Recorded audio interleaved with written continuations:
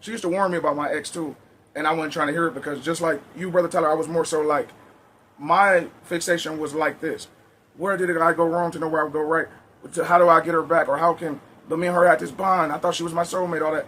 But I was wrong on all of that. It wasn't my soulmate. It was just, you got to make sure to not have a fantasy in your mind about a real shitty person, okay?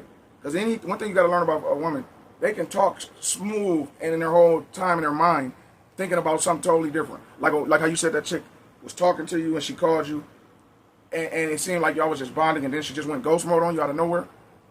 That's because women a lot of times are not connected to the words coming out of their mouth. They're connected to the emotions that they're feeling.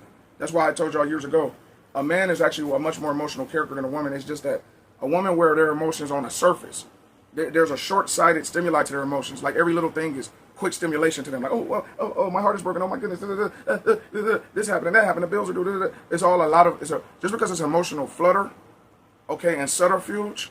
It's emotional flutter and clutter and subterfuge doesn't mean they're more emotionally deep. We're deeper emotionally, which is why we got to protect our heart more. And I would challenge you, brother, in a positive way, to check your heart more and not be so. I believe you probably connect too easily to too many chicks you come in contact with because you might believe their communication style is authentic, and it's not. They're when they're talking, they can say perfect words, but they don't live a perfect life, if that makes sense.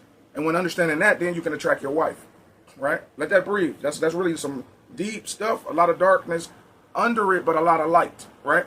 It's dark because it's like, damn, their words don't be connected to what they're feeling. No, bro, a lot of them be empty vessels. And this ain't no woman hate, you know what I'm saying? So I don't want this video flagged for no woman hate, because it's not, right? We love women over here. But part of love is discernment, as a spiritual person once told me. Love is discernment. It don't just mean anything goes no matter how somebody behaves. Love is objective reality, observable science. Or excuse me, that's Freudian slip of greatness again. Observable reality and objective science is discernment. So to really love women and love anything, you have to discern, right?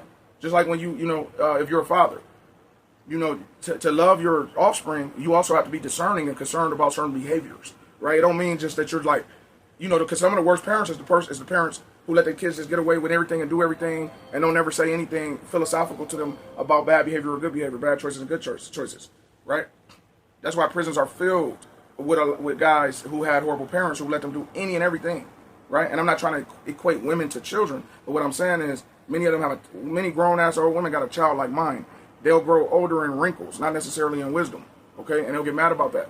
But that's why I'm just telling you, Brother Tyler Teamer, don't automatically fixate on believing the words that come out of these chicks' mouth, right? Just because they could call you randomly or something. Sometimes chicks do shit like that just for a hobby, just to see how much you're going to grovel over them, how much you